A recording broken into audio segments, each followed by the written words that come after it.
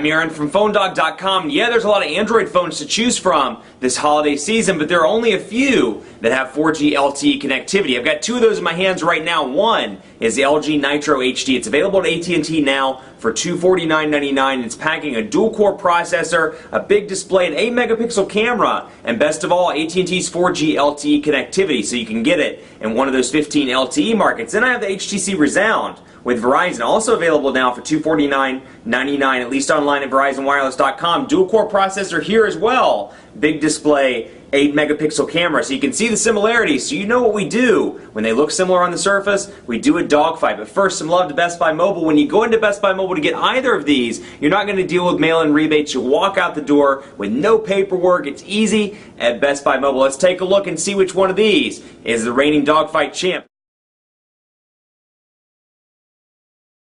For part 2 of this video, let's take a look at personalization on both of these devices, because obviously they're both running Android 2.3, but they're running very different manufacturer-installed skins, which make them look very different as a result. So you can see here, HTC Sense version 3.5 running over here. You got LG's custom user interface running over here, both the top Android 2.3. And you can see both have 7 home screens, though the HTC, and this is something I don't care for on the LG Nitro. I mean, take a look at this. I've found some issues with it. First of all, I find that when I'm scrolling through stuff quickly and I go to click on something, it takes a minute or oftentimes doesn't recognize my gesture, first of all. Second of all, I feel like it's a weird mix between TouchWiz and iOS, and it's just not very fleshed out, and you see it a lot through the actual user interface itself. I find that it's laggy. I don't feel like it's optimized for the hardware, whereas I feel like a more established player like Sense or like TouchWiz, they really do a good job with optimizing it to their hardware in most cases. So you can see, even though Sense may be laggy at times, it works really well with their hardware. They know what they're doing. They've made time to kind of focus on the programming and development, and so Sense 3.5 is definitely more fleshed out. So not to say that it's terrible, not to say that it's unusable, but I definitely look at a user interface like this and I'm like, this is something I expect to see on an Android phone that's $70 or $100, not on an Android phone that's $250. They did a really great job with the G2X, and I hope that they'll, until they can kind of refine their user interface a little bit, I'd love to see them go back to stock Android until they can kind of refine it and get it up to par with Sense, TouchWiz, Motorola's user interface, and some of the others on the market. But anyway, it's here. There's nothing we can do about it right now. And, you may like it. It's always a subjective thing, but I do find that it's laggy and not optimized for the hardware. So we can take a look at personalization here, and we'll go to an empty screen, or a relatively empty screen on both, so you can see the personalization options. Now, first of all, you have your dock down here at the bottom, and you can see the differeces here. You have shortcuts on this one, whereas you have all apps, phone, and then personalize. So I can either do one of two things. I can click personalize on the Rezound, or I can come over here and just press and hold on the display, and you'll see what it does over here. Very different effect over here, but we're going to go over to an empty screen, a relatively empty one at least, and see our personalization options. Now, you have typical Android stuff here, widgets, shortcut folders, and wallpapers, just like you do over here, but from the personalization menu, you have a greater range of options on the Rezound. You can change the scene, the skin, the wallpaper, the lock screen, the shortcuts, and more. And if you watched any of my videos on Sense, you can see the lock screens are very different here. This one's a simple swipe up to unlock, whereas this one's a little bit more complex, and you can change things around to make it, weather or stock quotes or pictures and more. And then you have your shortcuts down here, which you can change these to frequently used applications, and when you want to open it up, just drag and drop, and you can do that, or you can pull the ring all the way up. But we'll go back here so you can see what I'm talking about. So you get a lot of HTC widgets out of the box. You don't get a ton of LG widgets. You'll see some stock Google stuff. You'll see calendar, featured apps, emoji music, the market, notepad, for example. And we'll bring that in. You have 2 different size options here. So at least some of them, they do give you some size differences to choose from, because obviously there's not enough space on the screen to do, the full-size one. And HTC is pretty good about that as well. You'll see over here, calendar with HTC and with Android, and then within the calendar here, you'll see 3 different options depending on how big or how much space you have left on that particular home screen. Now, that said, both of these don't allow customization of the widgets, so if that size doesn't fit for you, well, you're just out of luck, because you can't customize the size of the widget. And you'll just look over here, and this is one of those areas where you can see, it has some widgets, it has world clock, but when you look at the quality of the widgets, like take a look at the world clock here, and take a look at the power bar, as opposed to what you get on the HTC side, it just seems more fleshed out as opposed to LG's user interface. The widgets look better, they're much more polished over here, and granted, they've had a lot more time to work, but still, much more polished on the personalization front. So let's take a look at browser, and just as a kind of a forewarning, AT&T's LTE has been having issues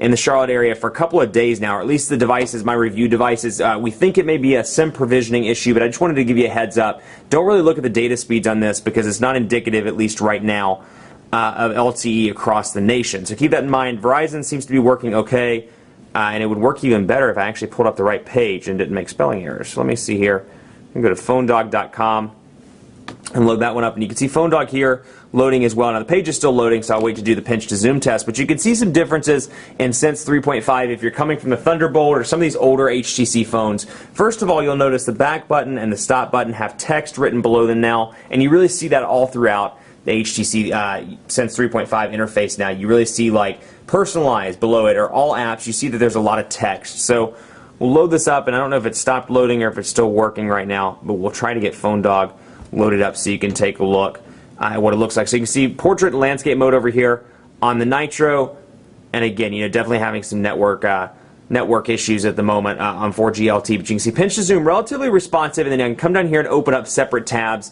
And if you watch my Dogfight, you know how convenient it is to me to have the tab here where I can kind of see where I left off.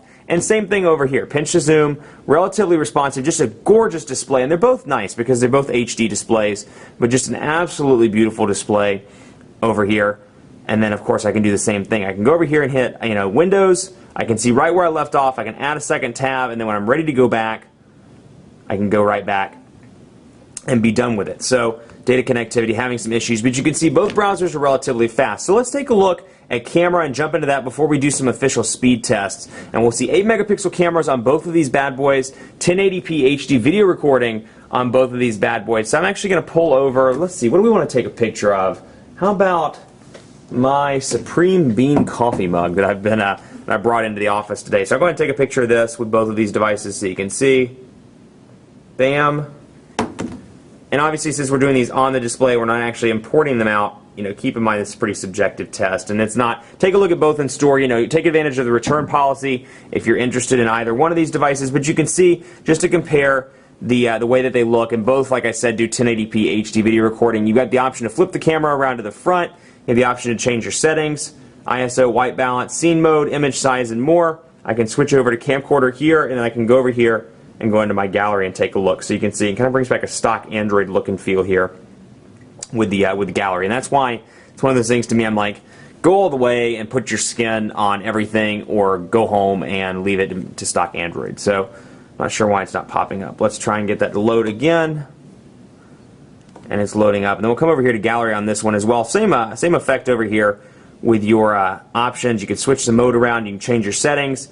And it's very clean and good looking. They've really done a good job, especially with the latest versions of Sense, and making it easy to use. So there it is, pinch to zoom, very responsive, and you can see all the scratches on my mug from being in cup holders and more. And that's just a beautiful image. I mean, take a look at that, and I'd love to focus it in even closer so you can see. But again, doing it through a lens isn't going to do it justice. And then over here, a good picture as well, not bad.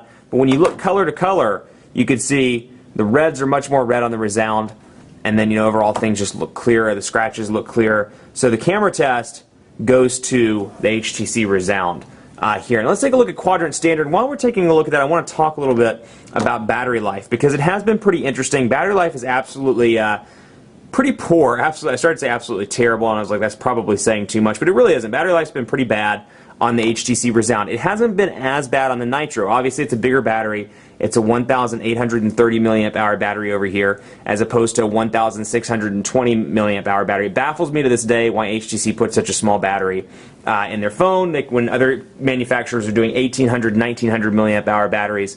But alas, with Verizon's 4G LTE connectivity, it sucks it through pretty quickly. Now this one's, not the best in the world by any means, and they're both Android devices, so the battery life isn't the greatest anyway. But if you're looking strictly on battery, the Nitro HD wins that contest. Now where the Rezound does come ahead is it does pretty decent in signal strength, but where I found that it fails, I have had some issues with this device cutting in and out of 4G LTE, or cutting out of data connectivity as a whole. The phone stays connected, but I find that 4G, and you may have even seen it in this review, the LTE connectivity will cut in and out periodically. Very interesting to me. Some people aren't reporting that problem. Other reviewers I've seen have the same problem, so it's definitely an issue. But 2,229 over on the Rezound, so 2,229 over here. and then 2,154 on the Nitro HD. So I always take these with a grain of salt. They're not indicative of day-to-day performance. Both are relatively responsive, although I've noticed lag on both, and I'm a pretty big stickler for lag. I don't like it. I can't stand lag on my phones. I like a consistent experience. But if I had to choose between either one of these, I would give a slight, ever so slight edge to the Rezound. But honestly, if that's your issue and you're like me and you don't like any lag, look towards the Galaxy Nexus or look towards the Droid Razr, because both of these are a little bit laggy, a little bit too laggy for my taste, mostly because they're running pretty resource-heavy user interfaces. So that's something to keep in mind as well. So we're going to run speed test. I'm actually not going to load up speed test. I'm going to show you the results because I have gotten some decent results when LTE was working fine. So you can see a Verizon result here, about 6.5 megabits per second and 5 on the upload. And while that's running, I'll show you some AT&T ones over here as well. About 6 megabits per second. I have not seen... Force close. Let's try that one more time.